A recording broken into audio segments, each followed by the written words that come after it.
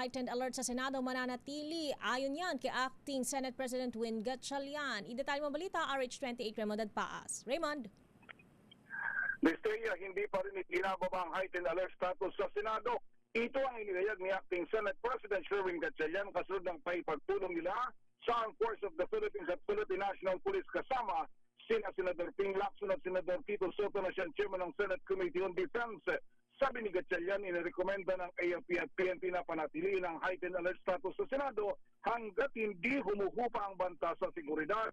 Binanggit din ng senador na humingi sila ng suporta mula sa AFP at PNP para sa kadagdagang intelligence, information at koordinasyon hanggat hindi pa humuhupa ang banta at bumalik sa normal ang sitwasyon. Ang mahigpit na seguridad ay patutupad hanggang bukas na may special session para sa kaligtasan ng mga senador, mga empleyado at papamilya. Sabi ni Gatchalian, linggo-linggo ay magsasagawa sila ng security assessment sa tulong ng Office of the Sergeant at Arms at iba't ibang mga law enforcement agencies.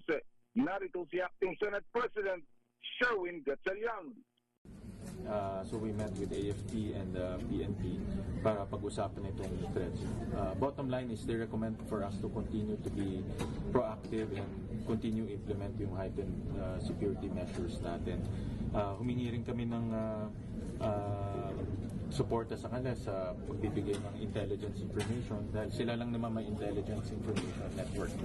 So tuloy-tuloy yung pag-collaborate at coordinate namin. Ang bahagi ng pahayag ni Acting Senate President Sherwin Gatchalian. Ito si RH28 Raymond Adpaas para sa DCRH, una sa Pilipinas, una sa Pilipino.